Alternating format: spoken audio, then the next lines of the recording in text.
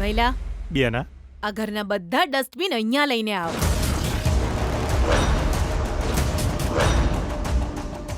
વૈલા, હું લાવું. ઓકે.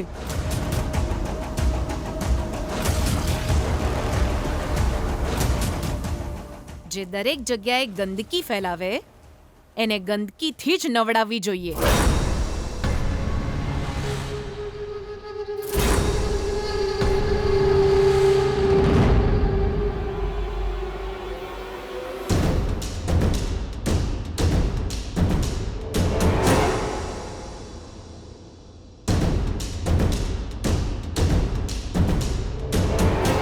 બેના આ પુણ્યનું કાર્ય અભિષેકનો પ્રોગ્રામ તું તારા હાથથી કરે કે પછી હું મારા વરદ હસ્તે જ કરું? થુ, ગંદકીને હું અડું એમ? ક્યારેય નહીં. બધો કચરો આના માથા પર નાખી દે.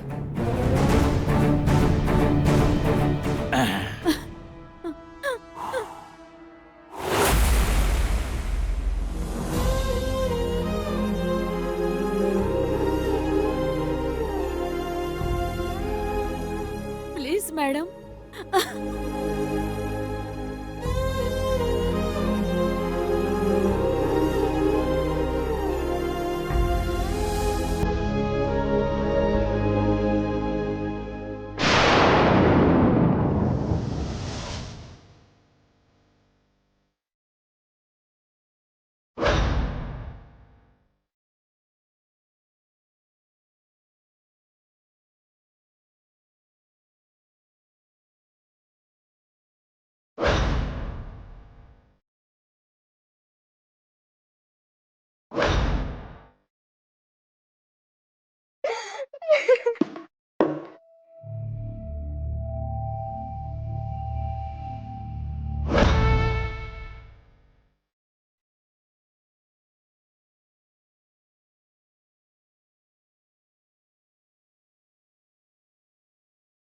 જે પોતાની ઓકાત ભૂલીને પોતાની હદ પાર કરશે એના આવા જ હાલ થશે.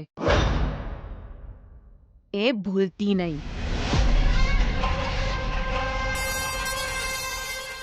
મને ગંદકી જરાય પસંદ નથી, એ યાદ રાખજે.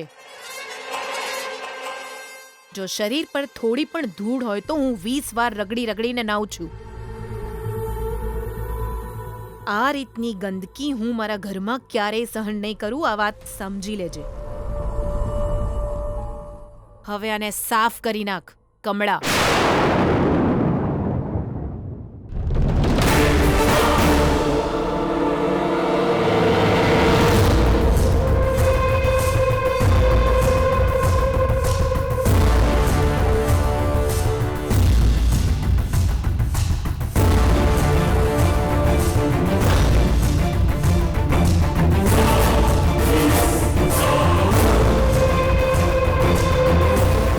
જે અમારા તાલથી તાલ ના મિલાવે એના આવા હાલ થશે જ, જેવા તારા થયા છે.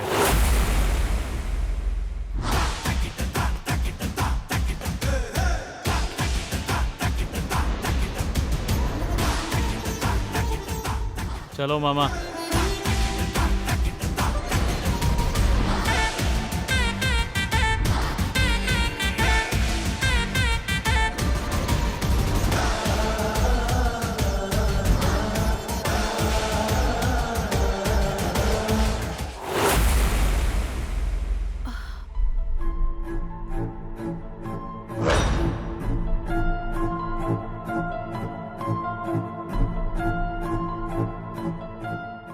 ગીતા, તને તો હું પાડવા માંગતી હતી, પણ હું જ પડી ગઈ.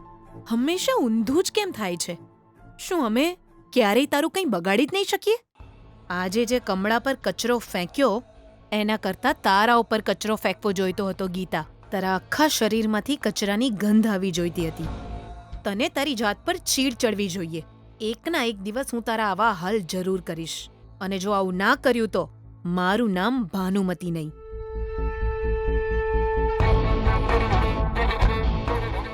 આ બધું શું થઈ ગયું મામા?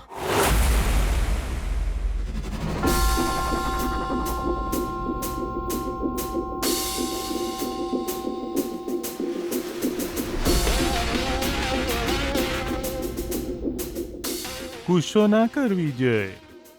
ખબર નહીં ચમ બધું ઊંધું થઈ ગયું. જ્યારે પણ ગીતાને હરાવવા જાઉં છું તો હું પોતે જ હારી જાઉં છું મામા. સેમ ડાયલોગ હું તારી મમ્માની સામે અત્યાર સુધીમાં 100 વાર બોલી ચૂક્યો છું. તે સાંભળ્યું છે ને? અત્યારે છે ને મને સખત આઈડિયા આવી રહ્યો છે. આ ગીતા કયા ભગવાનની પૂજા કરે છે એ જાણીને આપણે એ જ ભગવાન પાસે કોસ્ટલી માનતા રાખી લઈએ અને પ્રાર્થના કરતા આવીએ. આ બધું જો આપણે કર્યું હતું એવી મમ્માને ખબર પડી ને તો આપણે એમને ચહેરો પણ નહીં બતાવી શકીએ મામા. ચહેરો તો બીજું કોઈ નહીં બતાવી શકીએ. જો એને ખબર ન પડે એટલે તો આપણે કરેલા પ્લાનને ગીતા પર ઢોળી દીધો. કમળાને વઢ્યોય ખરો ને તારા મોઢે બોલાવડાયું. ભલે ગમે તે થઈ જાય મામા, પણ આ બધું આપણા કારણે થયું છે એ વાતનું ગિલ્ટ તો હંમેશા રહેશે. એવું ચમ વિચારે છે? કોઈ નહીં થાય એવું ના વિચારે વિજય. જો પ્રયત્ન કરીએ તો પછી ભૂલો તો થવાની જ છે ને ભોણા. થાય આવું.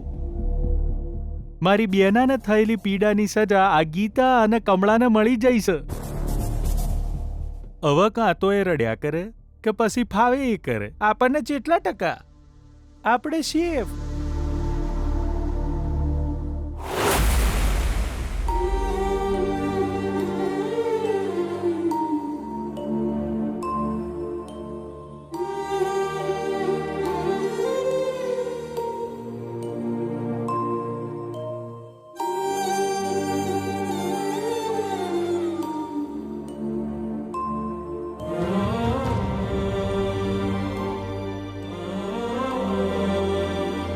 આવી રીતે રડ નહીં કમળા.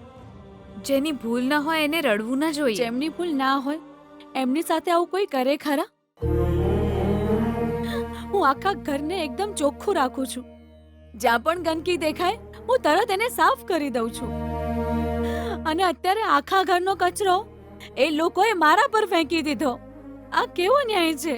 અન્યાય છે કમળા. એમને મારાથી નફરત છે. તું મારી સાથે હળી મળી ગઈ છું એટલે મારો ગુસ્સો તારા પર નીકળે છે.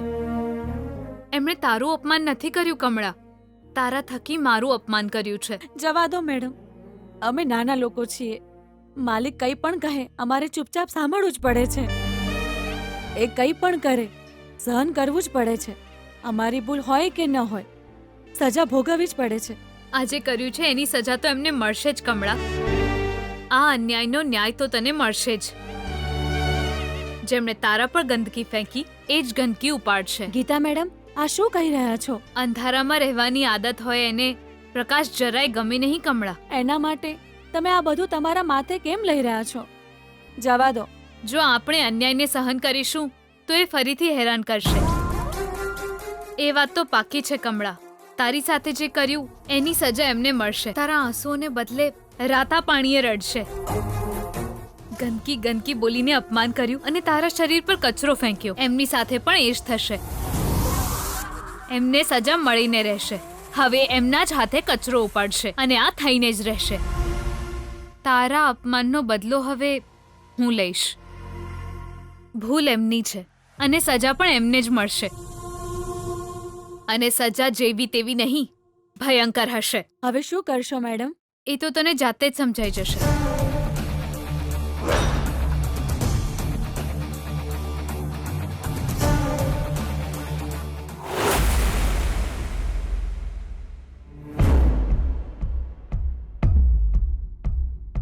દિમાગ ખરાબ થઈ ગયું છે મામા. તું રિલેક્સ થાય એટલે તો મસાજ કરું છું ભોણા. પેલી ગીતા પગથિયા પરથી પડે એની કમર તૂટી જાય આપણે એવો પ્લાન બનાવ્યો હતો, પણ બધું ઉલટું થઈ ગયું.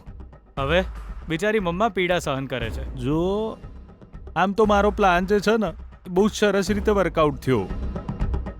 કેરેક્ટર ચેન્જ થઈ ગયું. હું શું કરું? ગીતાએ પડવું જોઈએ એના બદલે બેના પડી. શું કરીએ? ગીતાનું નસીબ બહુ જોરદાર છે. આપણો સમય હારો નથી ભોણા. તો હવે શું કરીશું મામા?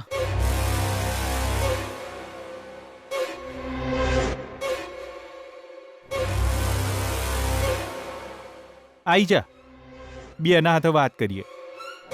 હજુ તો એના ગુસ્સાનો પારો ઉપર જ ચડેલો હશે. આ ગીતા વિશે બોલી બોલીને થોડી વધારે ભડકાઈ આવીને જ્યારે એ પારો સીમા પાર કરશે ત્યારે જાતે જ કોઈ સારો આઈડિયા કાઢશે. ચાલ. આવું તમે કેવી રીતે કહી શકો મામા? આ હું નહીં કહી રહ્યો, આ મારી શિક્ષણ કે છે. Follow me. તોય મમ્માને કહેશો શું? એને આ બધું ખબર તો છે જ. અરે વાત કરતા કરતા નવો રસ્તો નીકળી જશે. ચલ ભોણા. મામા, હું છે? ગીતાને આપણે ઘરમાંથી કાઢીશું તો ખરા ને? જો વિજય, આ વાતમાં મને કોઈ શંકા નહીં. જો હવે આપણે એક જ વાત ધ્યાનમાં રાખવાની છે. આપણો પ્લાન કોઈ પણ હોઈ શકે, પણ આપણે ભૂલ નહીં કરવાની. જો આપણાથી એક પણ ભૂલ થઈ જઈ તો આપણે ગયા, એટલું સમજી લેજે. હવે તું આવે છે કે હું જઉં? આવ્યો.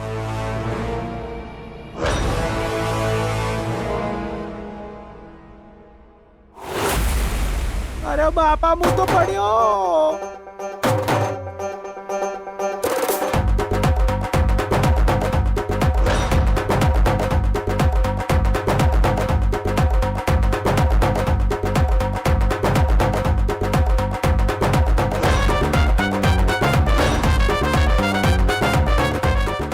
અહીં કેળાની છાલ કોણે ફેંકી?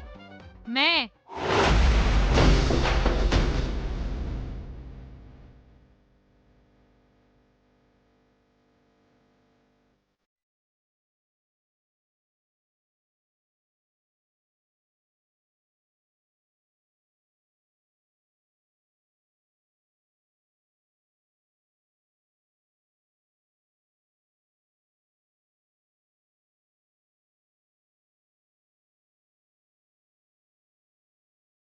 मैं ફેંક્યા પતિદેવજી?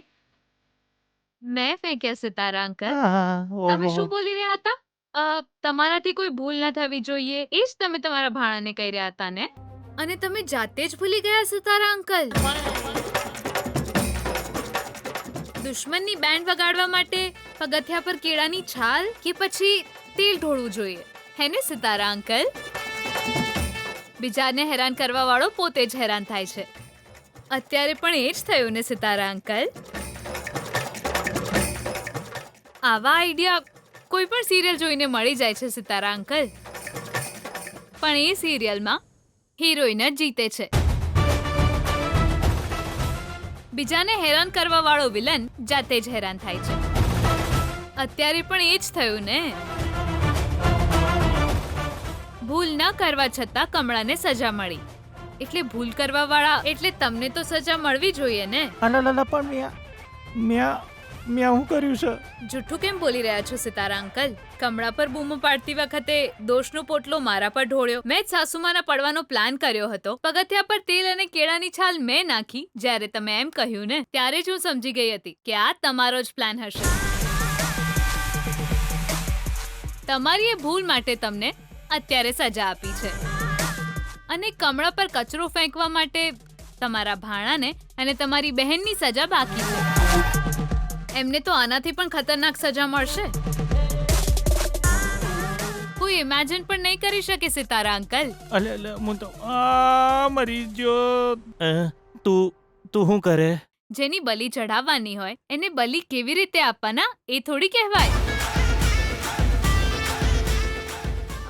અને કાલે સજા મળી જ જવાની છે, તો તમને ખબર પડી જશે.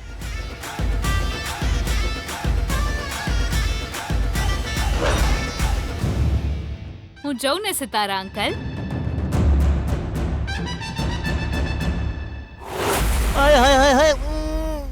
શું થયું સિતારા અંકલ?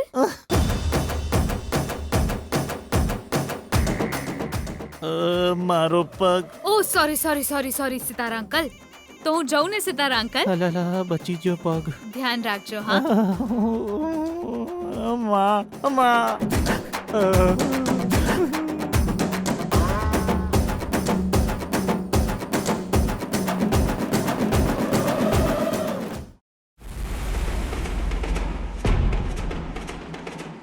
અરે મમ્મી, મમ્મી, મમ્મી.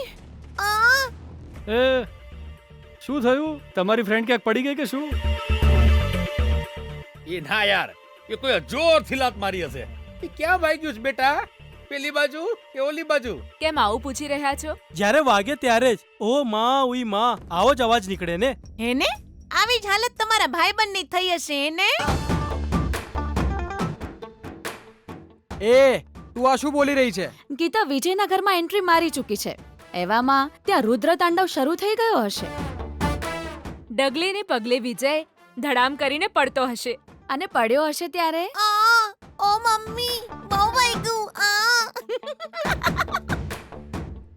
કઈ જાણ્યા જોયા વિના બોલ બોલ ના કરશો હો, મેડમ.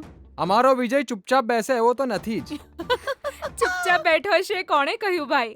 વિજયની હાલત શું હશે એનો ડેમો તો કરીને બતાવ્યો તમને. પાગલ થઈ ગયો છે તું. મમ્મી યા લોકો હાથે વાત કરવાનો કોઈ ફાયદો જ નથી. યા ગીતા છે ને એ વિજય સામે હારી જશે ને ત્યારે ખબર પડશે. ચલો જઈએ. હલો હલો હલો પાગલોના સરદાર ઊભા રહો. વિજયને ઈજા તો પહોંચી ચૂકી છે.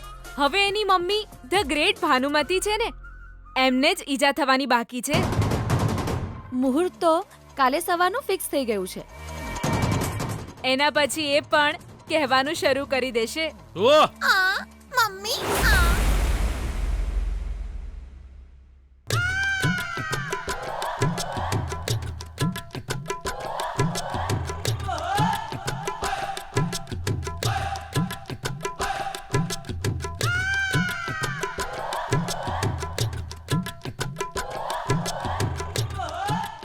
શું છે ભૈલા?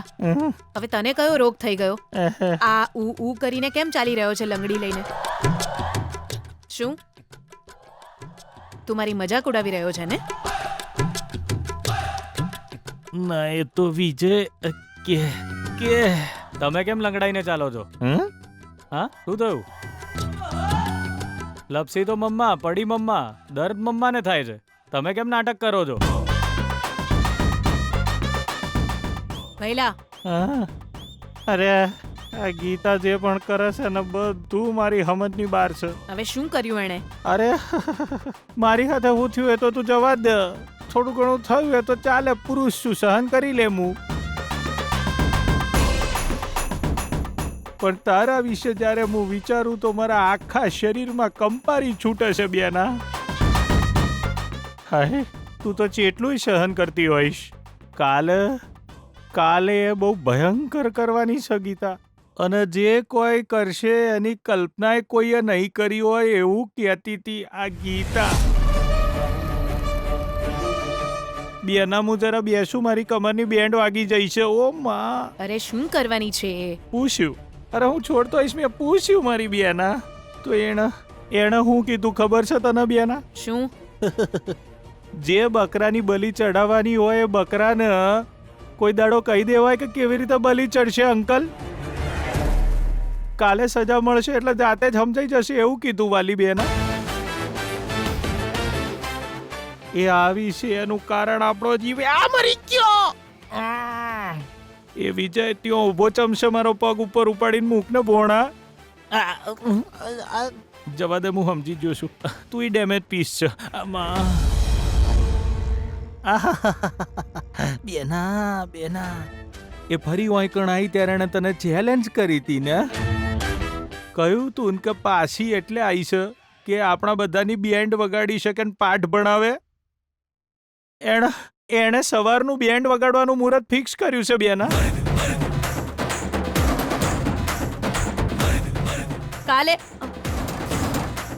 કાલે મુહૂર્ત છે એવું બોલી બોલીને મરી કેમ રહ્યો છે ભૈલા? એ કાલે શું કરવાની છે બધું જાણી લાવો. કોઈ જોખમ છે એ તો બધા કહી શકે છે, પણ એ જોખમ શું છે જાણીને એનો ઉપાય શોધે ને એને સમજદાર માણસ કહેવાય. જો તું સમજદાર હોય તો જલ્દીથી વાત જાણી લાવ, નહીં તો પોતાની જાતને નકામો સમજીને ઘરના કોઈ ખૂણામાં પડ્યો રહેજે. મને તો એટલો બધો નાલાયક સમજીને રાખ્યો છે મારી બેના. તને મારી વાત કોમેડી લાગતી હશે પણ હું જોકર નહીં, ખિલાડી છું. મારા આઈડિયાથી એની બધી વાત જોડીને તારી હામે મુજ પર તાવ આપતો ઊભો રહીશ બેના. એ મારી ચેલેન્જ છે.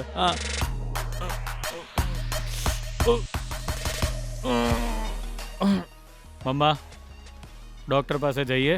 ના વિજય બેટા, આ ઘરની સૌથી મોટી બીમારી તો એ ગીતા જ છે. પહેલા આપણે એને દૂર ભગાડવી પડશે. જ્યાં સુધી એવું નહીં કરીએ, મારી આ બધી તકલીફ, મારું અપમાન, મારા ગુસ્સાને મારે જાળવી રાખવો પડશે. સ્વાભિમાની ગીતાને આપણે પાઠ ભણાવવો જ પડશે.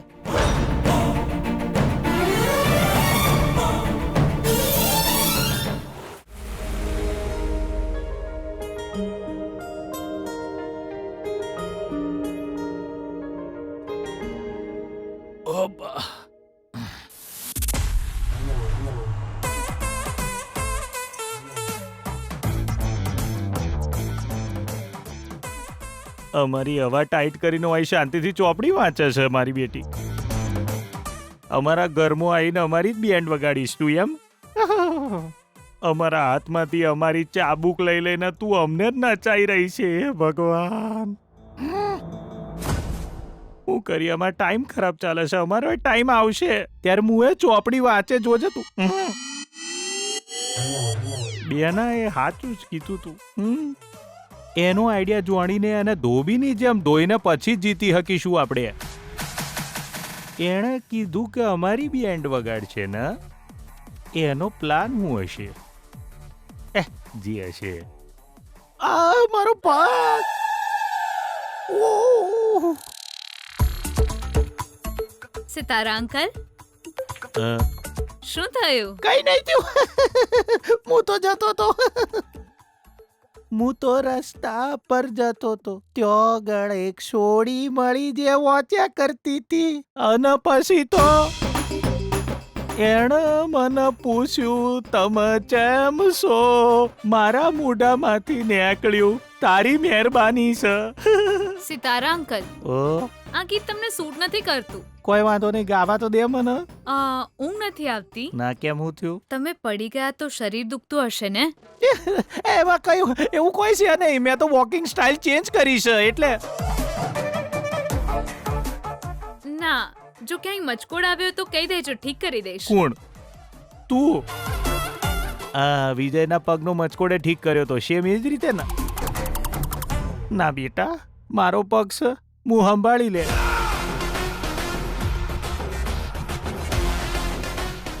ગમે તેટલા પ્લાન કરો, સવારે જે સજા આપવાનું વિચાર્યું છે એ તો આપીને જ રહીશ.